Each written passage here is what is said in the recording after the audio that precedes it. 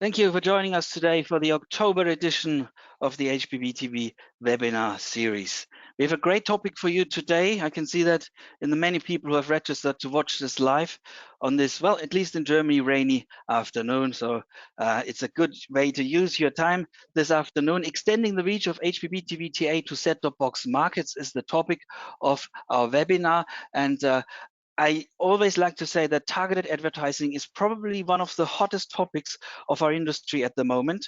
And of course, finding ways to maximize the audience for TA solutions is a great way and a great and important thing for advertisers and also broadcasters and platform operators who offer these services. We're going to learn today how HbbTV specifications can assist you in achieving this goal.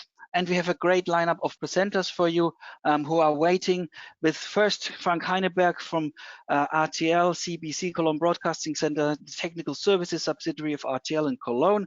Hello, Frank, he's already with us. Then we have Jörn. Then we have Jörn Piesing, Director Standardization of TP Vision.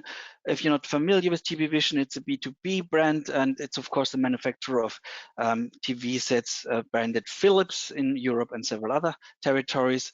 They have Winograd, who's CTO of Verance Corporation, and of course Klaus Merkel is with us again, Senior Engineer Distribution at German public broadcaster RBB, that is the ARD affiliate serving the Potsdam and Berlin region, and he's also affiliated with Deutsche TV platform. So is Frank Heineberg. Just the usual disclaimer first: the presentations represent the views of the presenter and the companies he represents, not necessarily the views of the HbbTV Association. Now over to you, Frank, in Cologne. Thank you very much, and good afternoon from the home office in Cologne to everybody. So I will share my presentation. Do I share the right screen? Yes, just need presentation mode. Here we go. Yeah, okay. Perfect. So good afternoon. My name is Frank Heineberg. I'm Senior Manager Program Distribution from RTL and CBC.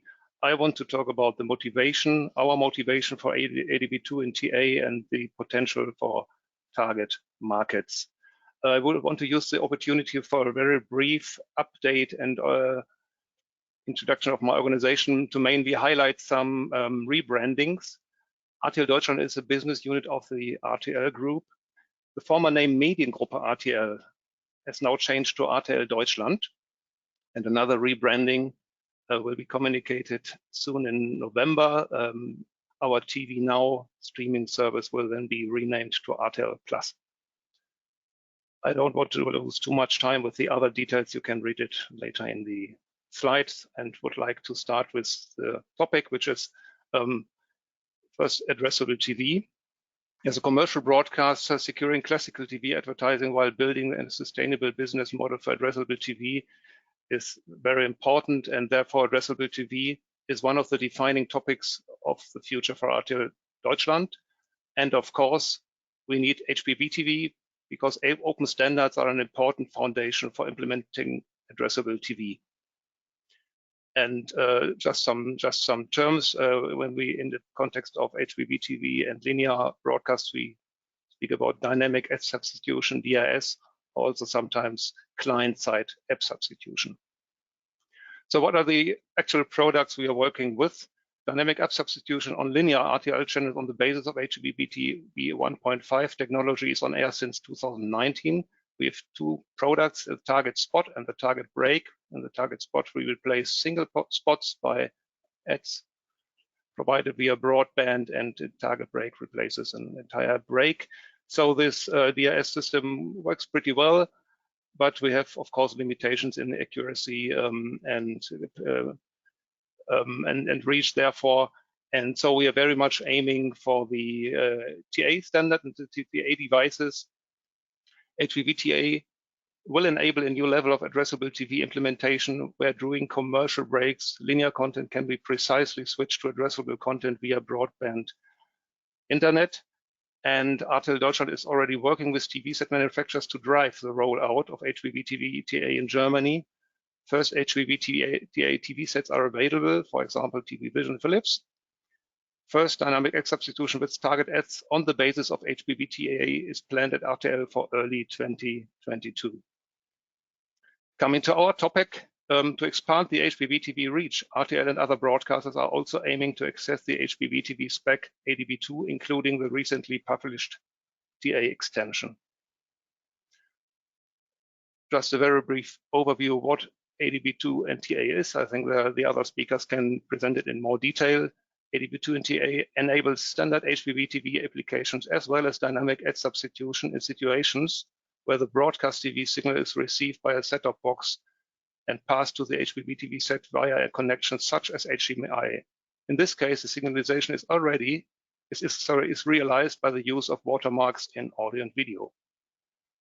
So there are a couple of usage scenarios we have in mind: standard application, HbbTV applications, as well as TA related. And I want to also stress the last bullet, the replacing broadcast by regional video, because also for a commercial broadcaster, it could be quite interesting not to be reduced only to advertising content, but also for other pieces of content in combination with TA. So what are the challenges now in terms of market potential? What is the market potential? I tried to make some assumptions. ADB2 target markets are mainly TV households where non-DIS capable set-top box is used. So on the one hand, we have the horizontal market set-top boxes. These are set-top boxes that can be bought in stores off the shelf, available for direct-to-home, DTH, DTT, or DVB-C cable viewers. Some set-top boxes support HbbTV. Some manufacturers may implement HbbTV TA in the future. However, a large number of TV households remain equipped with horizontal market set-top box. Example, a legacy set-top box or set-top box designed for the low-end market that won't support HbbTV and maybe TA.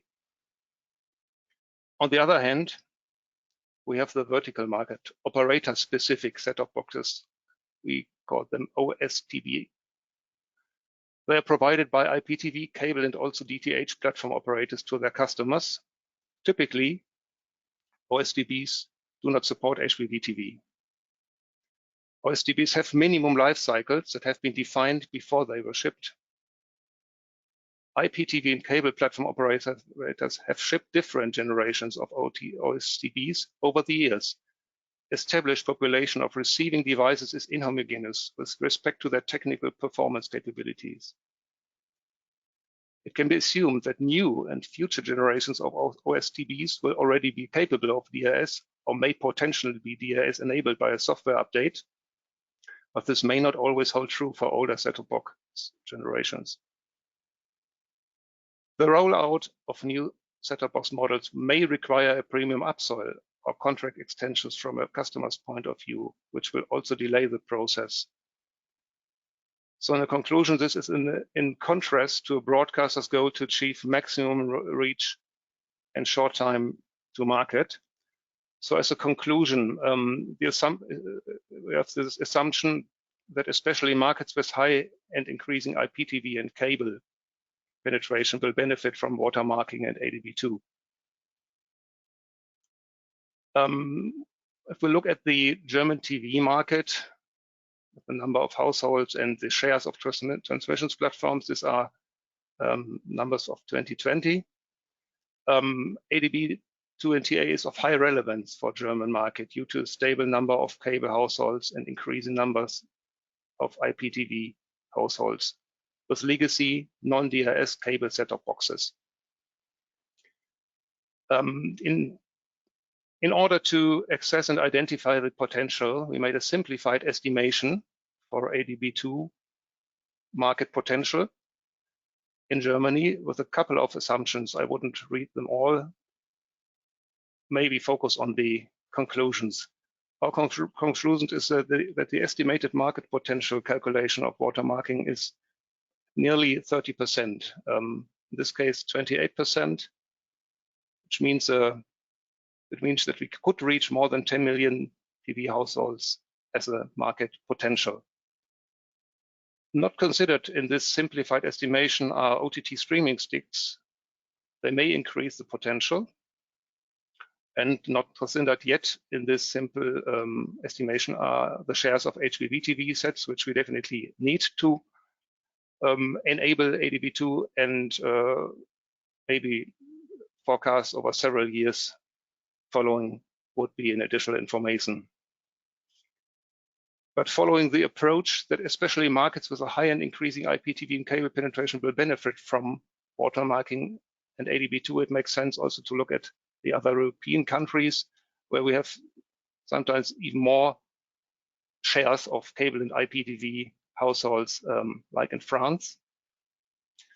And to make this visible, I would like, with the kindly support of Verance, I would like to share this drawing, which shows the potential in various countries for the reach of watermarking.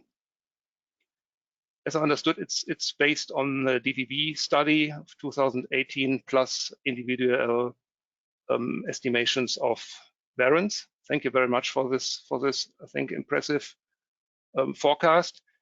In addition, it should be mentioned that DVB-TA in 2018 looked especially at 4 large European countries, France, Germany, Italy, and UK, analyzing the potential of alternative signaling methods for targeted advertising. The result of a base scenario, which was more a conservative forecast, was that the watermarking potential of Western Europe is expected to be 10 to 20% penetration in average. So a little bit lower than indicated here, but I think for the big mentioned countries, I think it's a positive news in terms of ADB2. So a lot of numbers which you may be able to read again when you download this slide. I come to a conclusion. As a summary, broadcasters are generally interested in expanding their HbbTV and TA reach. Maximum reach for HbbTV and TA can only be achieved if there are no technical barriers and if cross-platform campaigns become possible. A lot of markets with high and increasing IPTV and cable penetration will benefit from watermarking signalization when trying to achieve a short time to market. Further market potentials can be identified in DTH or STBs and also other HME devices like OTT streaming sticks. As a conclusion, the ADB-TA potential for Europe is expected to be highly significant. And of course, the TA market can only be developed in the short midterm with ADB2 and TA capable devices, which are not available at the moment. So this is the end of my presentation. I have one more slide. If you are confused about or interested in all the EdTech terms, which I've used in the beginning and which are maybe still interesting, please have a look at the glossary of addressable TV of the German TV platform. All the relevant terms are included here and can be downloaded at the homepage. So now my presentation has crashed. I'm sorry. The very last slide is this. Okay, here it is. Thank you very much. And I would like to forward to the next speaker. Thank you. Just very briefly from me, a quick message to all of you. The presentations can, of course, be downloaded as usual as PDF files. We'll send you the links 24 hours after this webinar. Since you're registered to watch this, you'll get the link automatically. Everyone else, just check out the HbbTV website, and we are also going to advertise that on social media. Also, as usual, the regulars will know the HbbTV webinar series is a live interactive series. Please do submit your questions through the chat box. And in the last 15 minutes of this presentation, we will have time to respond to your questions and any other issues and comments you might have. So please actively make use of this feature, and you can do so during the presentations. Okay, over to you, Jörn. Great. So, good afternoon, everyone. So after the commercial story from Frank, I'm going to go straight into the technical story. So, right. So this is, a bit more about how it actually works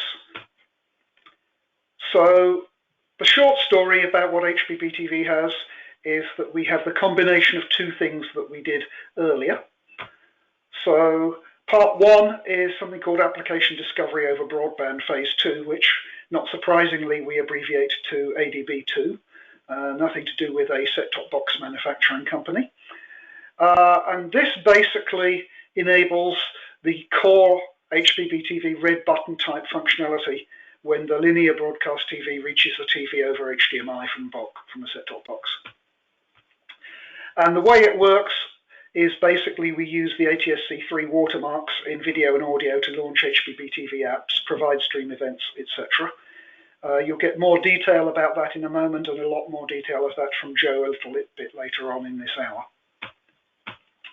The second part it's built out of is HbbTV TA phase 1, and this basically enables faster and more precise control of switching between the broadcast, from the broadcast to an ad and back again, than you can achieve using the core HbbTV. So this is what was mentioned by Frank as something that is just beginning to appear in the market. And together, basically, you can launch the HbbTV apps, and then the apps can have the fast and precise control of switching from the HDMI to the ad and back again.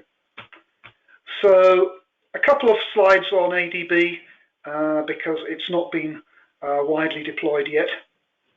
So if you look at the regular HbbTV, the terminals, the TVs discover apps using a URL that's put in something called an application information table, or an AIT, that's received via the broadcast.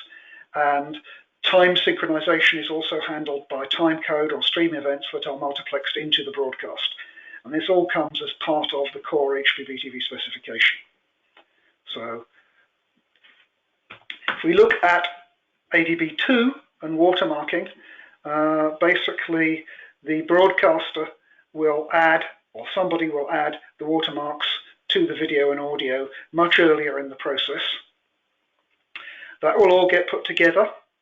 That will go into a distribution channel, and that comes out. But everything is in the video and the audio. So when it lands into the TV, the video and audio will be extracted. The watermark will be extracted, and then a request will go off to a server over a broadband connection to give me the AIT for this video or this audio watermark, and that's also how the timing information is generated for the substitution. So what I have is a short walk through the process of substituting an advert in this system. So in this walkthrough, green is the part that comes from ADB2, black is TA, and blue is completely new. So we start with a broadcaster app launched according to ADB. Then that will run, and the broadcaster will send a message to it announcing that a placement opportunity is near.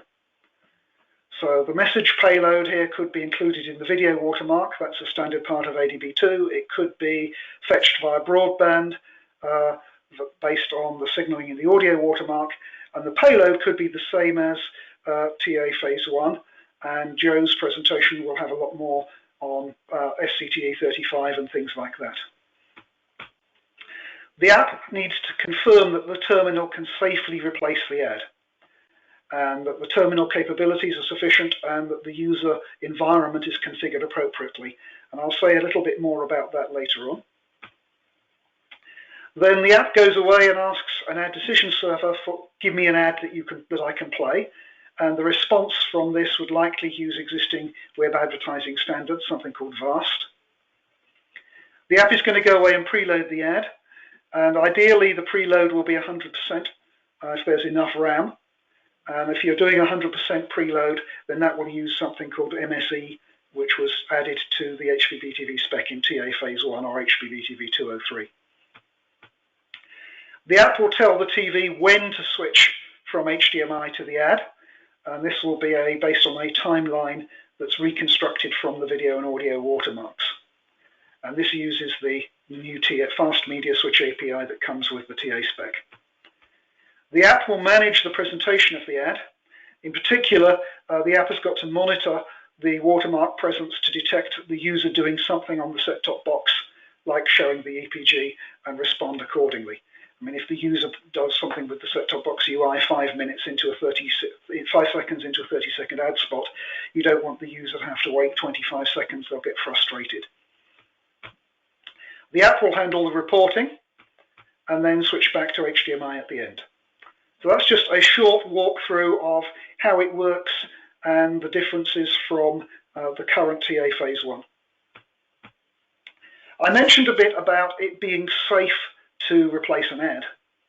Now, HbbTA is not a perfect solution. The user experience is not going to be as good as TA on the set-top box would be, and broadcasters and their suppliers will need to understand particularly the behavior of the set-top boxes in the market they're addressing, and to think carefully about consumer messaging and communication. So when you look at how people can connect set-top boxes and TVs and the audio between them, many options are possible. Some will work fine. Some won't work with HbbTV at all. And the broadcasters need to check before they substitute ads that it's safe to do this. And the HbbTA spec enables apps to query this. And then for the video watermark, broadcasters also need to be careful. The video watermark may be visible in the top line of the broadcast video. And that's important for when again, going back to the use cases where you've got an ad being replaced and the user brings up an EPG on the set-top box, because the video watermark is how you would detect that. Care is needed depending on the content, and again, this could upset viewers and results in complaints if you're to the broadcaster if they're not careful.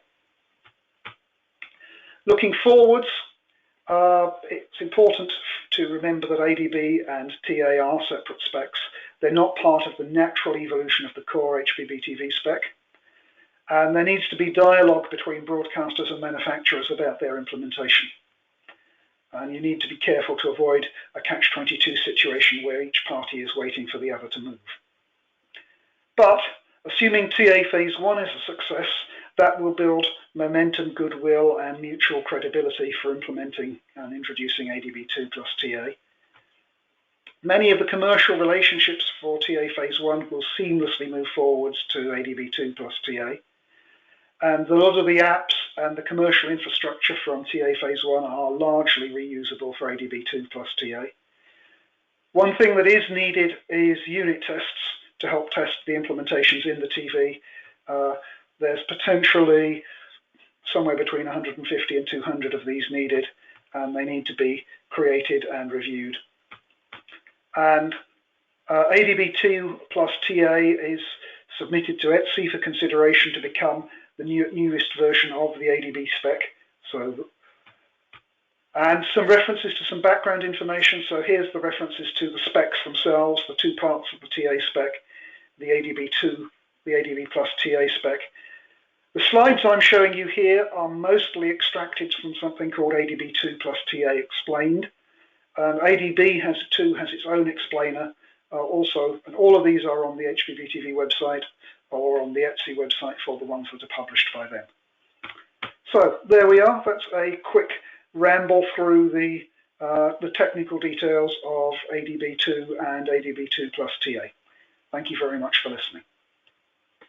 Thank you for the technical details of this. And let's move on to the next speaker straight away. And for this, we have to cross the ocean over to the US. And there is Joe Winograd waiting for us from Verance, a company that's involved a lot in watermarking solutions. So we're interested to hear all about this aspect from you, where it's still early in the morning. Good morning, Joe. Yes, hi, Jörn, and welcome everybody. Thank you for joining us today. I'm Joe Winograd. I'm the Chief Technology Officer at Verance. We are a provider of watermark technology products and services to both content and device companies.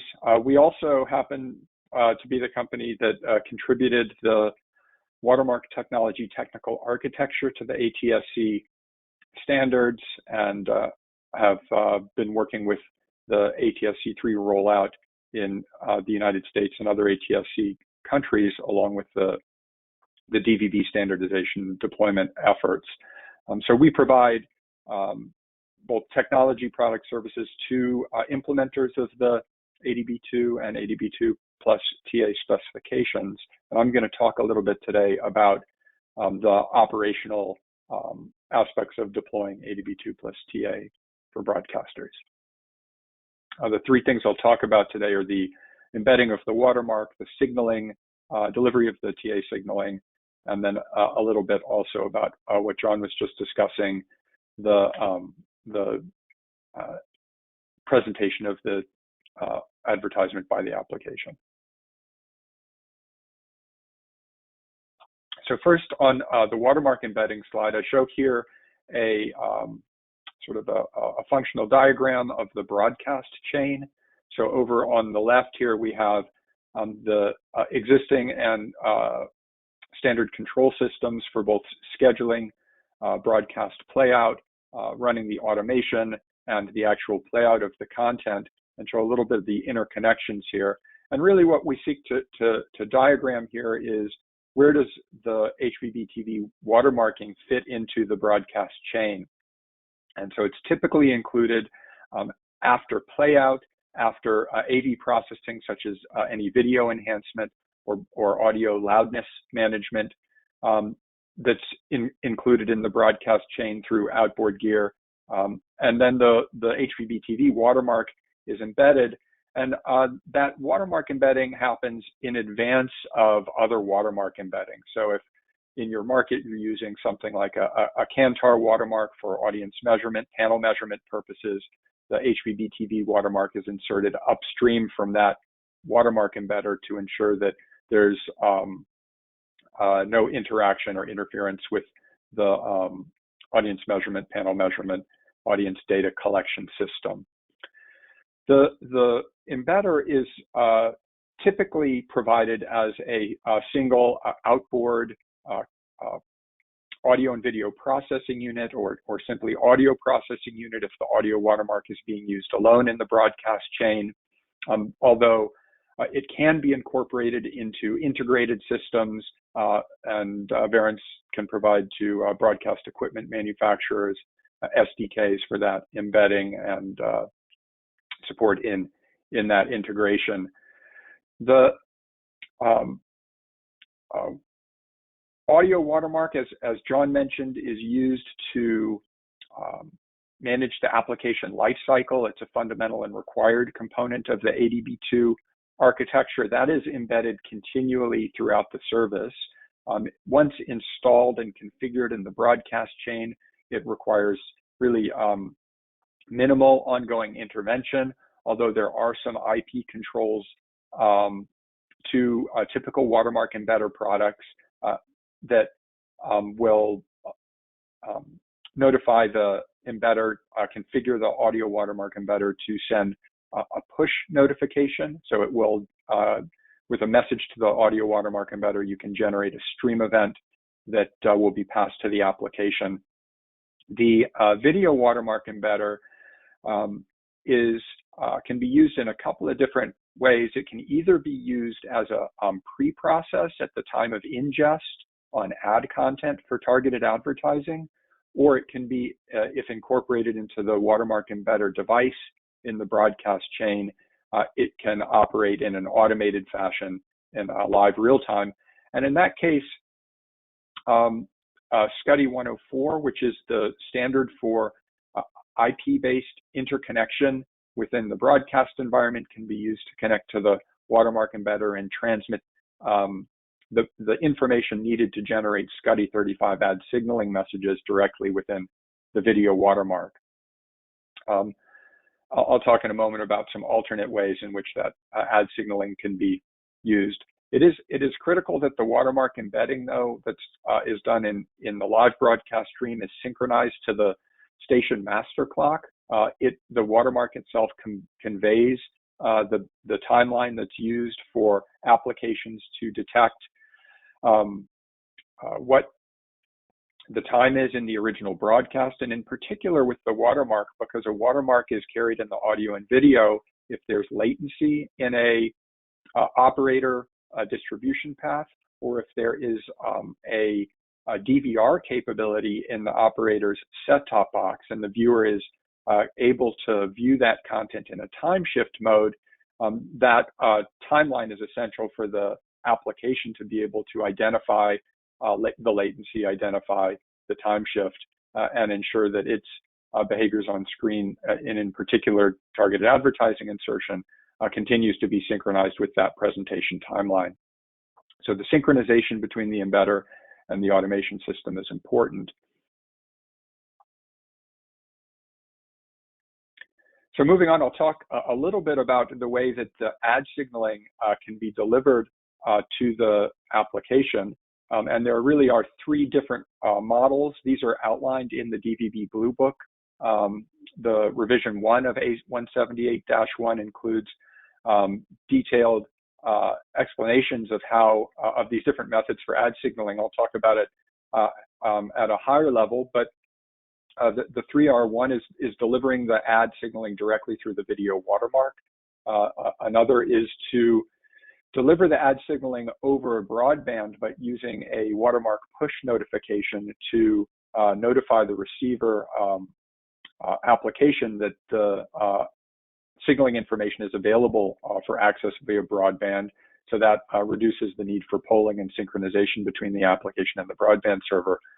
Or thirdly, using the application timeline as the basis for a protocol between the application and the broadband server. So in the first of these three cases, we show now in this diagram a little more detail. The VANC injector is a kind of a standard existing device that can be used in the broadcast environment to take the SCUDY 104 messages generated by the automation system and embed them into a metadata stream in the SDI stream. So basically a VANC injector translates these ad signaling messages into the SDI stream metadata. The watermark embedder can pick up these SDI messages and translate them into an SCT35 message that's carried directly in the video watermark. So that the DVB Blue Book provides an encoding of that SCUDY35 message that is embedded into the video watermark by the device. And that video watermark is carried through the encoder multiplexer, through the operator path, all the way to the receiver. And an ADB2 compliant receiver will read those stream events from the video watermark and deliver them directly to the HbbTV application. So they're presented to the HbbTV application in a format and through the stream event API in basically the same way that would be used in the standard over-the-air ADB2, over-the-air TA scenario. The second approach is where the audio watermark push notification is used rather than the video watermark message. And the push notification, when the watermark embedder receives the SCUDY 104 message, indicating that there's an upcoming ad insertion opportunity, a push notification stream event is sent through the audio watermark, again to the receiver. And it's basically a stream event that doesn't contain a data payload, but the application knows that it's an indication that information is available on the application server for access. And so at the same time that the watermark embedder is generating this push notification, it's also generating a SCUDY35 message and passing it over internet protocol to the application server. So basically the application server receives from the watermark embedder the Blue Book standard SCUDY35 message, hosts it, and then makes it available on request to the receiver that's receiving it based on the push notification. So this is the second method that the DVB Blue Book describes. And the third, which doesn't use the watermark for a stream event at all, simply relies on the watermark embedder passing this ad signaling message to the application server, and then relies on the HbbTV application engaging in a synchronization protocol, basically a private application protocol with the application server, where the receiver is telling the application server on a periodic basis, this is the time, the broadcast time that the receiver is currently viewing. So that may include compensation for any latency or time shift, and the application server, which has received the ad signaling messages from the watermark embedder, is responding with upcoming ad signaling that is appropriate for the time, the broadcast time that the receiver is viewing. So this third approach has sort of the least amount of reliance on the watermark for delivering the ad signaling, and enables the a programmer of the application to simply manage retrieval of those ad signaling messages from the ad server. So all three of these options are available to broadcasters depending on the level of integration of watermark embedding that they have in their system, the capabilities of receivers, and what existing application server infrastructure they may have in place. I'll move on to just do a very brief recap of some of the things that Jörn outlined in his guidance for implementers. And really, when you are transitioning an application from standard targeted advertising to ADB2 based targeted advertising, these are the features that you need to add in there. Prior to initiating targeted advertising on a specific terminal, you need to check the terminal capabilities. There's a series of capabilities that are specific to ADB2 plus TA that need to be present in the television. The audio routing needs to be checked to make certain that when the when the terminal does the ad replacement, that both the audio and video will be replaced in the presentation to the viewer. You need to make sure you can cache the ad successfully. And then the Fast Switch API in ADB2 plus TA contains an additional requirement that the application can place on the fast switch, where basically the application can say only initiate the fast switch if at the moment of switching between the broadcast and broadband content, the watermark is confirmed to be present at that moment. And that condition can ensure that a switch to an ad isn't attempted at a moment, for example, where the end user has interrupted the watermark by calling up a full screen EPG on their set-top box, or at that moment initiating, for example, a channel change that would interrupt the watermark. So it's a way to ensure that that it's appropriate to initiate the watermark. And then during the TA presentation, you need to continually monitor for interruptions in the watermark, again, to detect if there's a set-top box action like a channel change or mute that has occurred, so that the presentation of the ad can be conformed either through taking down the ad replacement or muting the audio on the ad replacement. Timeline continuity needs to be checked. So if the viewer does a time shift action such as trick play or pause or skip ahead or skip back, that the ad replacement can be conformed to match that. And then finally, if there's a user input like exit from the app, that the app is taken down, or there's some suggestions in the DVD environment that users might be informed when a targeted ad is presented and given the opportunity to revert to the original broadcast ad if they choose to do so. So these are some things that should be checked. There's some amount of complexity to these, but detail is given in the ADB2 plus TA specification. So here's another set of links to each of the underlying specifications that are relevant for those that are using this deck. And with that, I conclude my presentation. Thank you. Thank you very much. And now over to Germany again, where Klaus is waiting for us with the last presentation of this webinar.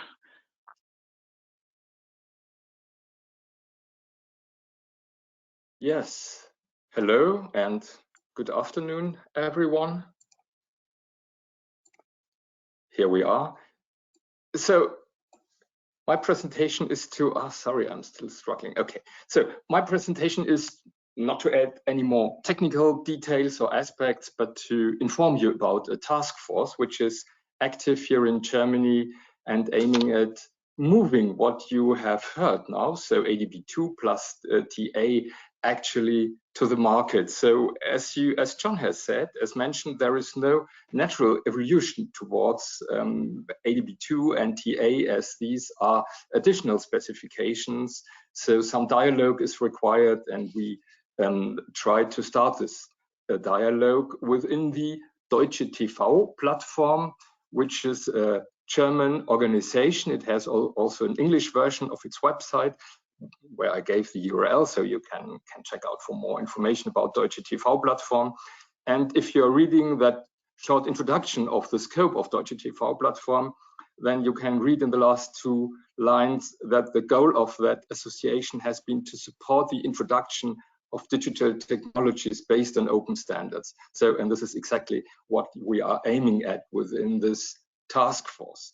So this task force is organized as a part of the working group Smart Media, and this working group is also dealing a lot with smart TV, so with big smart screens, and you can also find that information on the English version of the Deutsche TV platform website, so you can get more background in this around this working group if you are interested in. So some months ago, we have established a task force exactly to deal with the topic we've heard about. Today, you've heard the market potential as evaluated by Frank and others. So we feel it's a good moment and now, and it's a good situation and a good situation in the market and lots of market potential.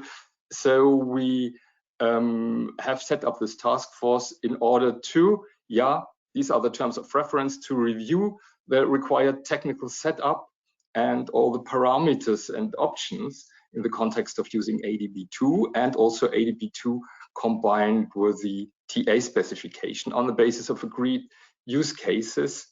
And we are aiming at definition of technical minimum requirements for a market launch of ADB2. So the requirements which we feel are really the basic for a commercial market launch.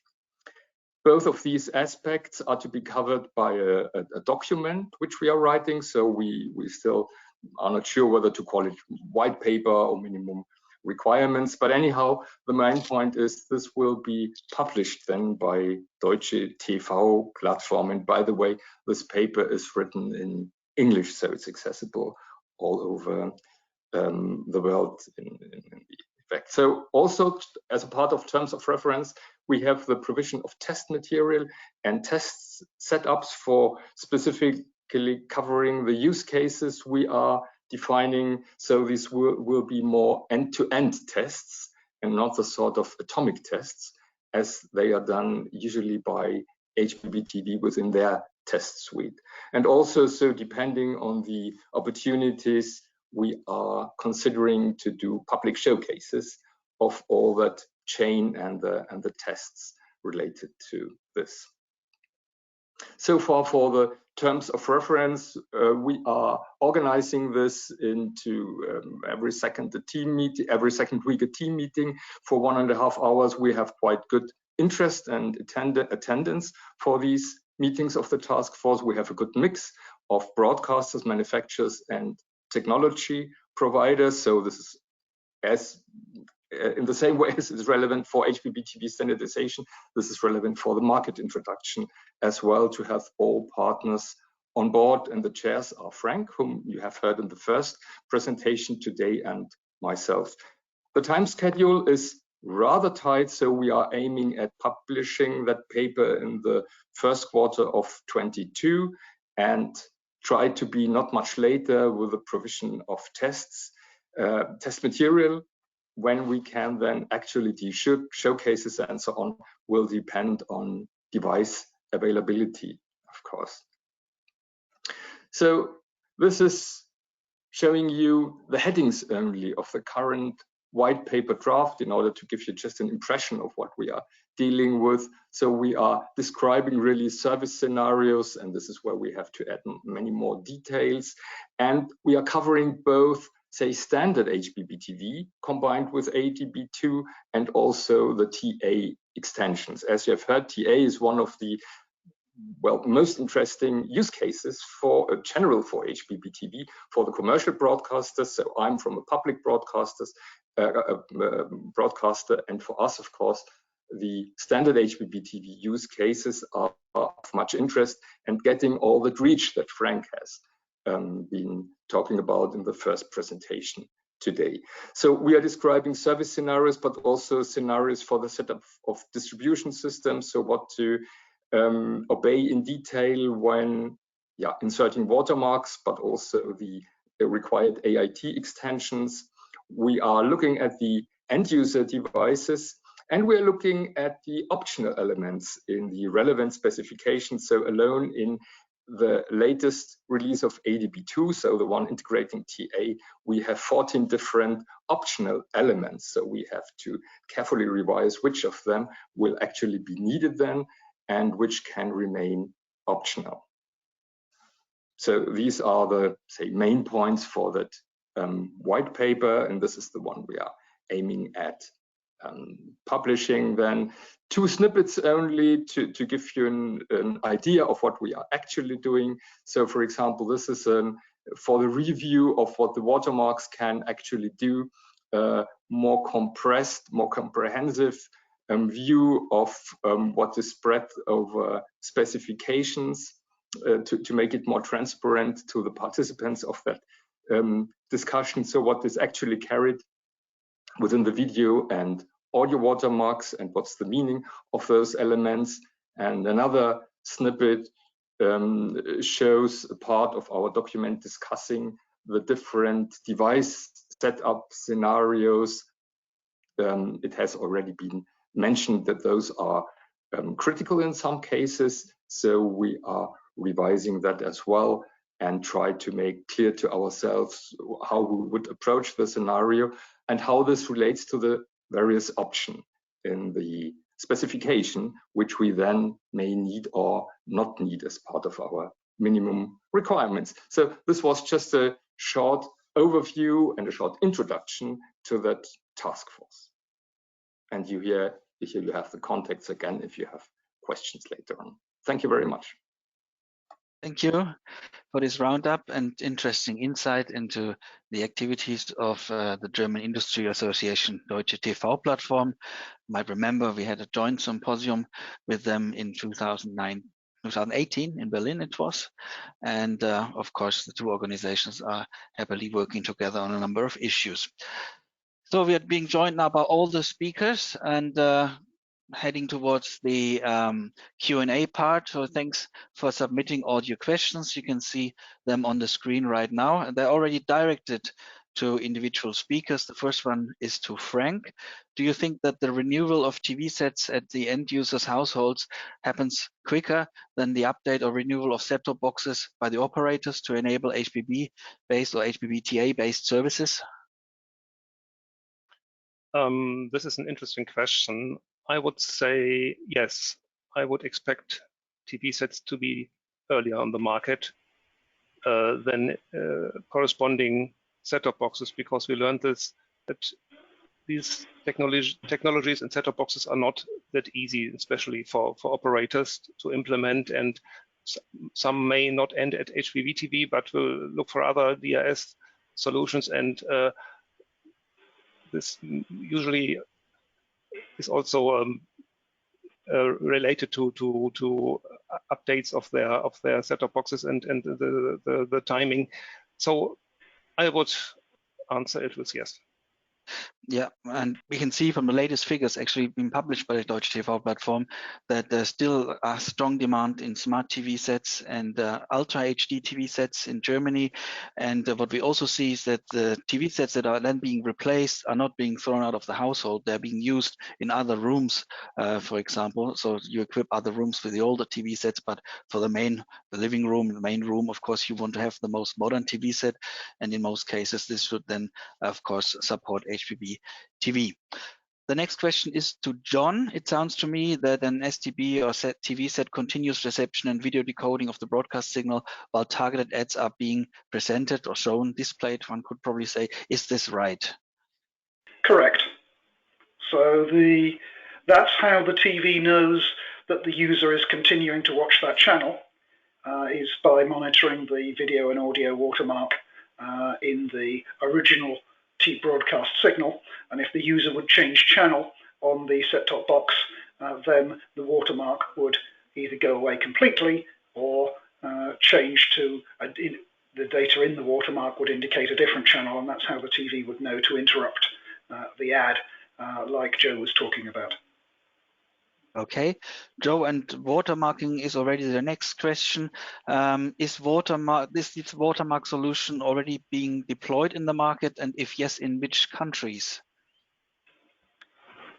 So the HbbTV has aligned with ATSC on the same watermark technology to underscore what are really two different application environments. So ATSC has a different runtime environment from HbbTV, but their watermark solution is the same as HbbTV. So there's a single, basically, technology component for watermarking that a television manufacturer can use on a global basis.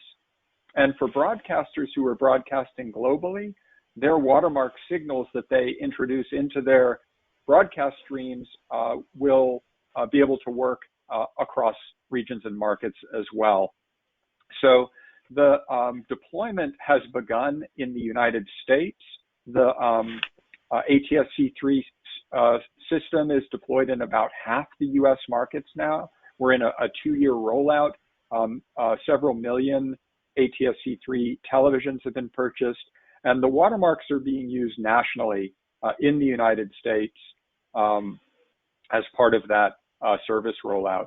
We have yet to begin broadcast of watermarking in DVB markets, but the technology is in place to do that. We have the commercial tools available to broadcasters to begin that today, and are doing work with some terminal makers to develop the integrations into consumer devices, consumer televisions. Thank you. And the last question goes to John. How does the app determine which one is correct, HDMI or triplet on the end user's TV, or set-top box to reference the broadcast channel? And then there's a comment by this viewer. I think the app is common throughout the viewers of the channel. Then the determination of the correct reference to the broadcast signal should be achieved on the STB or TV. So the watermark basically includes a channel identifier and a time identifier. So the channel, basically, each channel gets a different channel identifier. So that's how the app determines that it's watching RTL1 as opposed to RTL2, for example, or as opposed to RBB. And the time identifier then is also used as the basis for the timeline to know when to insert an ad. Okay, there seem to be no more questions, so I'll like to give you some more administrative and organizational information. We have, of course, the YouTube video for you to watch after this presentation has finished. So if you haven't managed to watch the whole webinar and want to see it all over again, please click on the HbbTV Association's YouTube channel. The links will be on the HbbTV Association's website, and of course on social media. And you'll also receive the link 24 hours after this webinar. The link will also contain the links. The email will also contain the links to the PDF presentations, because some of them have been quite comprehensive, with links to click on, so you can easily do so when you have the PDF. And well, thank you to all the speakers. Before I move to the next event, it's been great hearing from you. You're all 4 real HbbTV experts, and it's always nice to have your contributions in this webinar series. The next event is in a week from today, October the 26th, again at 3 European time, half an hour, the next edition of the HbbTV Demo Live preview series. That's an event informing you about the upcoming HbbTV symposium. I'll tell you something about that later. And then in November, because the symposium is going to take place in November in Paris, there is no webinar, so the webinar series will take a break. We've done the same in last year. And in December, we'll have the next edition, and this will be about HbbTV deployments in the UK. We have two confirmed presenters, James Jackson from Digital UK and Sylvain Thévenot from NetGem, and you'll receive more information on this as we approach this December webinar. And now the big event coming up, an in-person event. You've probably heard about it, November the 24th and 25th, the HbbTV Symposium and Awards taking place at the Cité Internationale Universitaire de Paris, right in the center of Paris. And when you click on the link shown below, and there's a banner on the HbbTV website to easily access that, you'll be able to learn a lot more about this event, the program, the speakers, media partners, sponsors, and all you need to know, even hotel recommendations. And registration will also be opened pretty soon. And of course, as usual, if you'd like to contribute to the webinar series yourself, you're invited to do so by sending an email to webinar@hbbtv.org. And I've on several occasions mentioned already the HbbTV Association's social media sites. There's the Twitter site for you, there's the LinkedIn site for you. Please regularly check them for updates or subscribe to them, so you're always well informed about all ongoing activities and the next events. Thank you again to all the speakers, and take care. We'll see you again next time. And of course, very hopefully, we'll see you all in Paris. Thank you. See you next time. Thank you very much.